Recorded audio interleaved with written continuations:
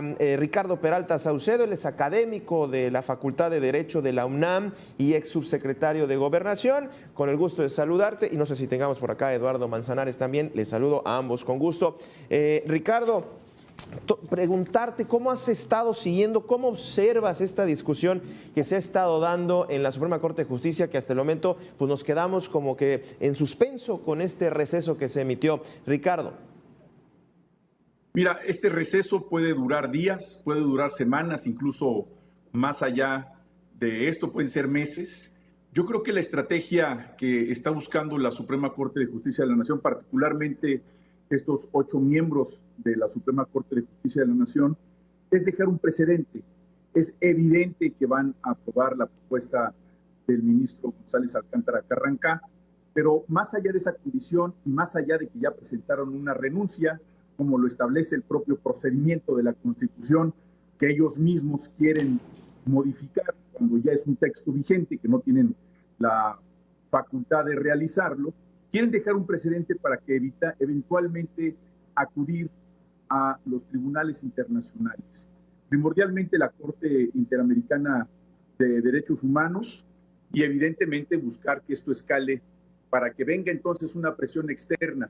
Esto obviamente, más allá de que se resuelva hoy o en los días o semanas siguientes, este punto ya se ha venido controvirtiendo en la Corte y que eventualmente también lo será, forma parte seguramente de una estrategia donde acudirán a medios informativos, una estrategia en redes sociales, todo con el interés de politizar algo que ya de facto forma parte de nuestro derecho positivo, es decir, es derecho vigente ya en nuestra Constitución, ya publicado en el Diario Oficial de la Federación, ya incluso con una operación en curso por parte del Instituto Nacional Electoral, ya incluso ellos mismos nombraron a un consejo de evaluación que va a aceptar a los aspirantes, va a señalar un acuerdo de idoneidad sobre los que quieran participar para ser ministros, magistrados o jueces del país, federales.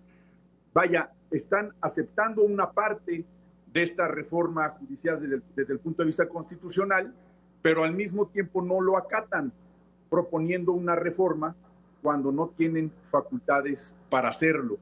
Ahora, esta es una parte, la reforma judicial, pero se ha modificado también la Constitución para efectos de la supremacía constitucional, como se le ha denominado, para efectos precisamente de que no pueda participar ningún otro poder, y menos en un ejercicio legislativo, el Poder Judicial quiera reformar la Constitución por 8 personas, cuando detrás está todo un órgano colegiado, que es el órgano reformador, que es el único que podría eventualmente reformar la Constitución, como ya lo hizo, con una mayoría calificada, con una mayoría también en los congresos locales. Es decir, insisto, es derecho positivo, pero veremos. Bien. Creo yo que es parte de la estrategia que busca la Corte llevar esto a tribunales internacionales, pero por un efecto político, más allá de un efecto jurídico. Bien. Y creo que se están saliendo de sus atribuciones.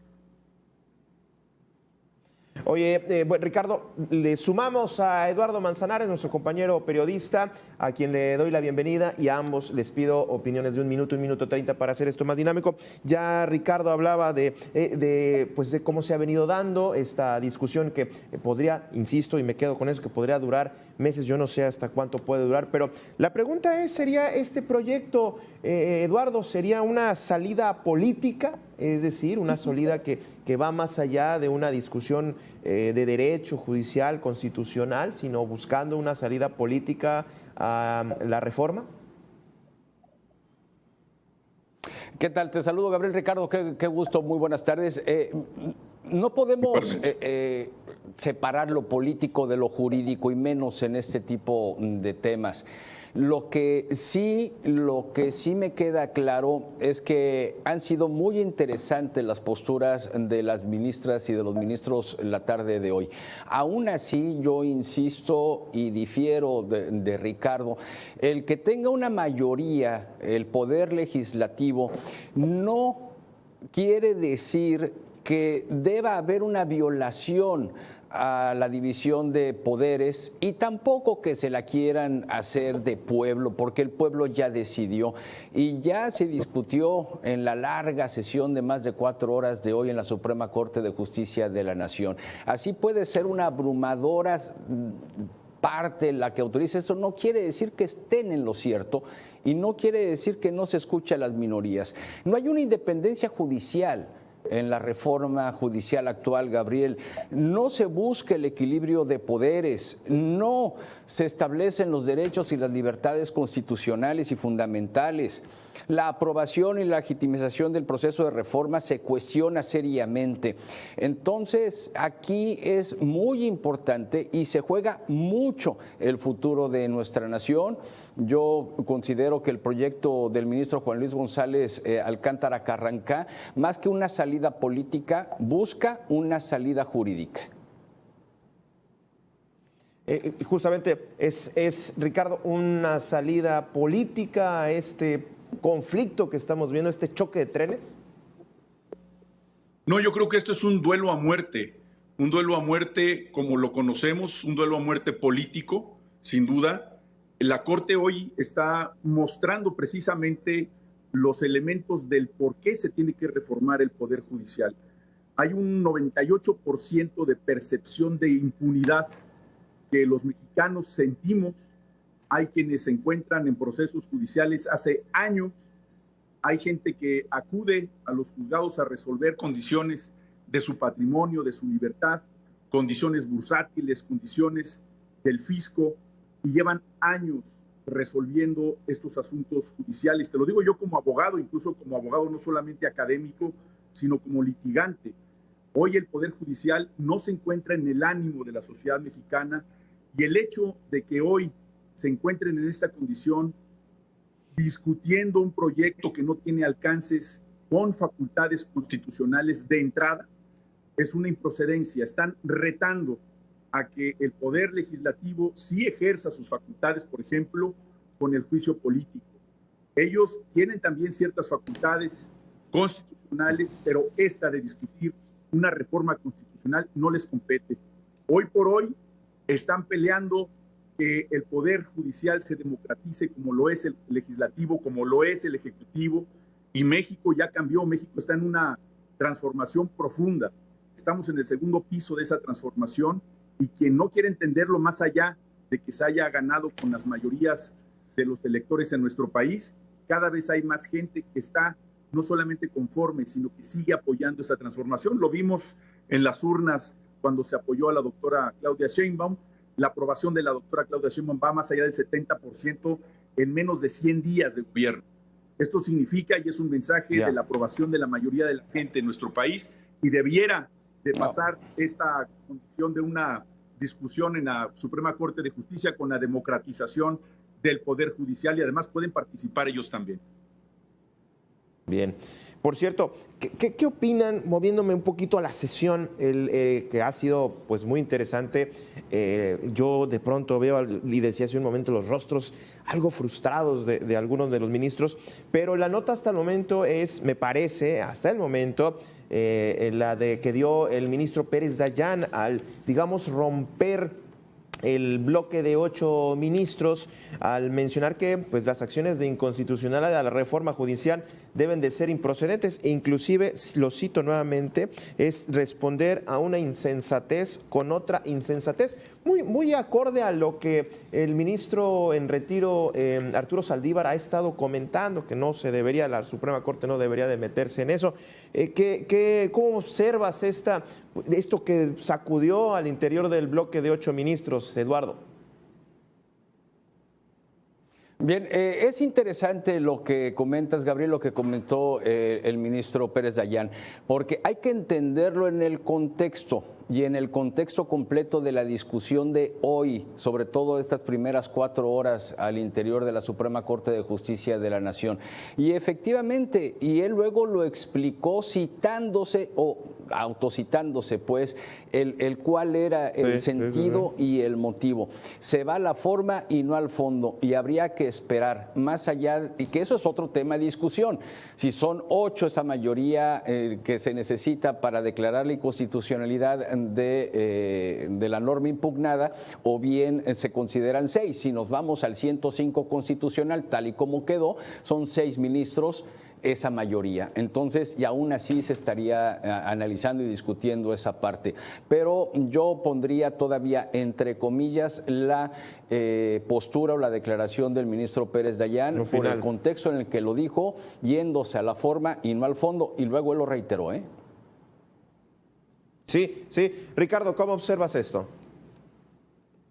En efecto, son 6 los que se requerirían para que el proyecto pudiera ser votado a favor, pero eso ya es muy predecible. Yo prácticamente estoy seguro que se va a aprobar y que una vez aprobado, insisto, sí, la lógica sea después una estrategia mediática, política, acudir a los tribunales internacionales, señalar el desacato, buscar incluso que la Suprema Corte, que tiene facultades, buscar el monopolio del ejercicio de la acción penal, es decir, brincarse al Ministerio Público Federal e imputar tanto a funcionarios del Poder Ejecutivo como del Poder Legislativo para perseguirlos, evidentemente para el cumplimiento de todas estas condiciones, que es una hipótesis que yo tengo, pues necesitan a la policía, en este caso la Policía Federal Ministerial o Ministerial Federal, y en ese caso, pues obviamente depende de la Fiscalía General de la República, es decir, es una hipótesis de las posibilidades que tiene tanto el Poder Legislativo como el Poder Judicial para ejecutar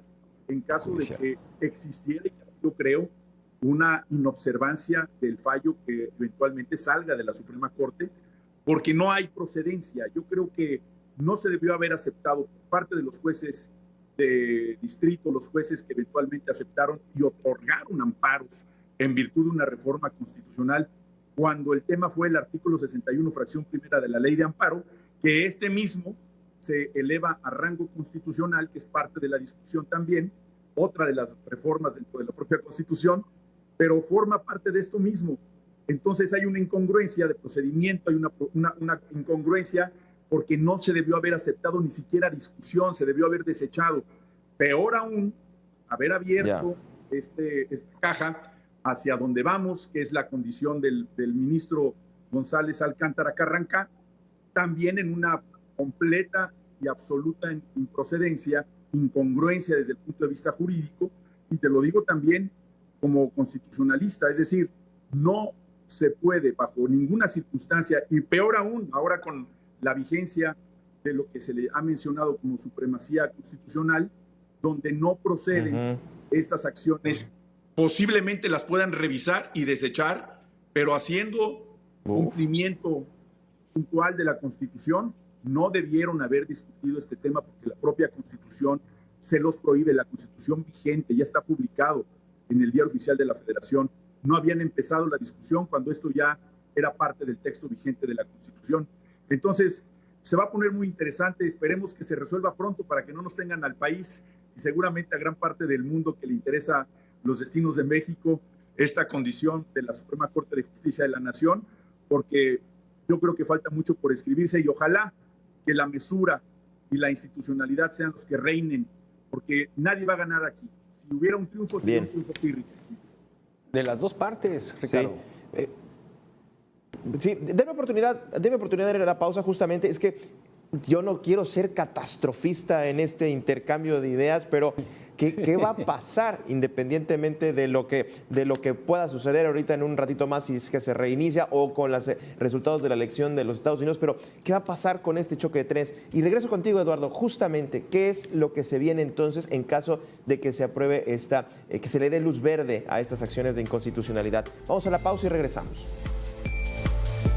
Justo acabamos de regresar del corte y acaba de regresar también la sesión de la Suprema Corte. Vamos a estar atentos a cómo se empieza a desarrollar en esta segunda parte de la sesión que empezó ya hace más de, pues que serán como 5 horas.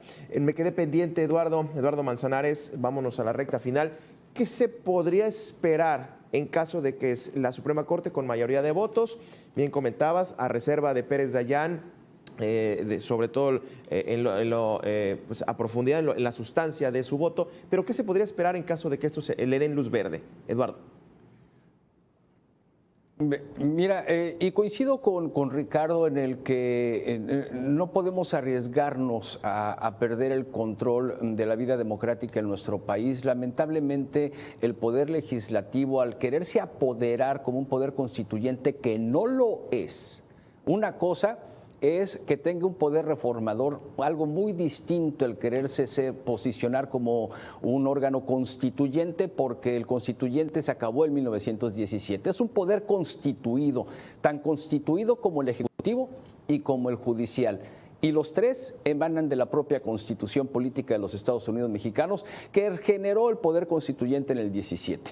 Ahora, sin ser catastrofistas, ¿hacia dónde podríamos llegar? Y yo espero que quepa la mesura en las dos partes, en la parte del gobierno ejecutivo y el legislativo, y también en el judicial. ¿Por qué? Porque después vamos a suponer que se aprueba la inconstitucionalidad de la reforma y, por un lado, el legislativo puede emprender el juicio político en contra de los ministros que votaron a favor, pero también los ministros pueden decretar la sustitución de la presidenta de México. Es decir, sin tener que pasar por la propia Fiscalía General de la República. Entonces nos encontraríamos en un serio problema constitucional si es que ninguno logra ceder. Por eso el proyecto del ministro González Alcántara Carrancá es esa bocanada de aire fresco que requería la reforma judicial, Gabriel.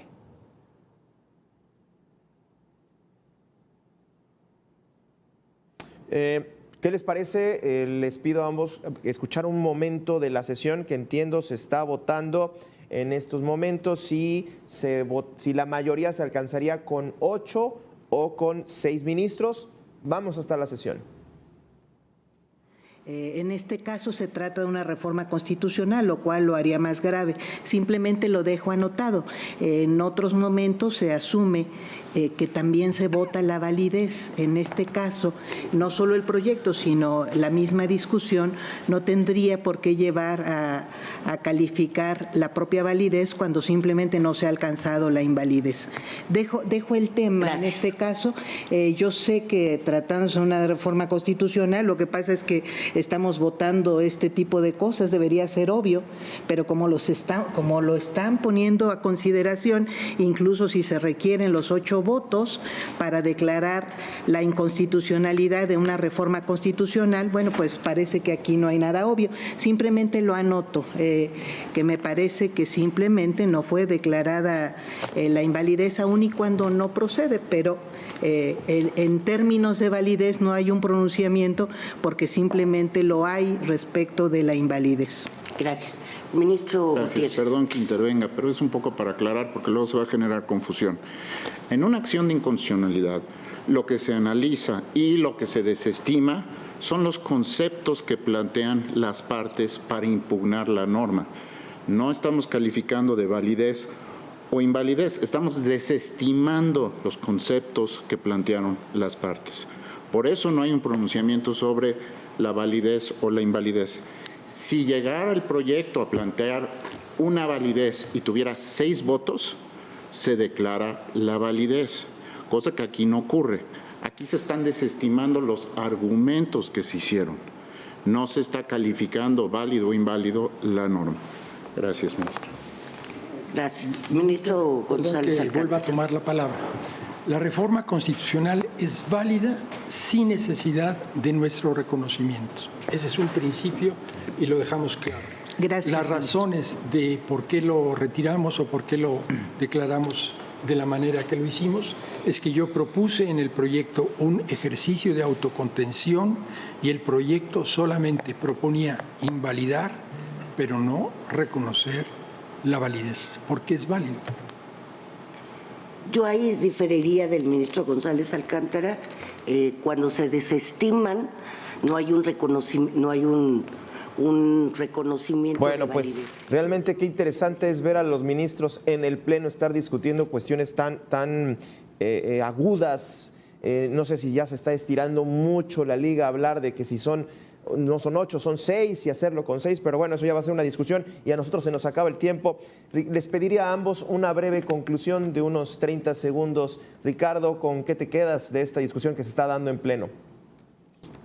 Yo creo que la Suprema Corte de Justicia, el Poder Judicial Federal, está minimizando la representación popular. El gran objetivo del Poder Judicial Federal y de todo el sistema de justicia mexicano es precisamente acercar la justicia a la gente.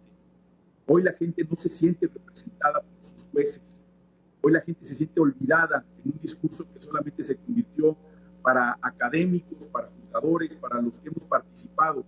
Y el lenguaje tiene que ser más popular, tiene que ser y acercar a la gente a lo que necesita la justicia consuetudinaria, no un discurso arrogante, un discurso donde se utilizan términos incomprensibles para la mayoría de los mexicanos. Y yo creo que tenemos que regresar a eso. La Corte debe de servir al pueblo, no a las élites. Yo creo que tiene que ver con ello la democracia del propio Poder Judicial en todo el país. Eduardo, tu conclusión. En la Corte le debe servir a la propia Constitución Política de los Estados Unidos mexicanos, no al pueblo, mucho menos a un elector o a una electora. Tampoco le debe obedecer como tal. Vaya, o sea, es el garante de la Constitución Política de los Estados Unidos mexicanos. Y nada más. Desde mi punto de vista, esta reforma es negativa para México. Hay violación de separación de poderes, hay incompatibilidad con el principio de independencia judicial, hay afectación a la seguridad jurídica, hay una posibilidad de persecución y represalias, y hoy en el Senado, en Morena, lo están anunciando, y hay una contradicción con el principio de igualdad y no discriminación, precisamente por someter todos estos cargos a una elección popular. Es muy riesgoso para México, Gabriel. Bueno, pues a ambos muchísimas gracias por haber estado con nosotros, haber intercambiado estas ideas y estos puntos de vista. A usted también le agradezco que haya estado con nosotros, pues atentos y a seguir pendiente de la transmisión en vivo.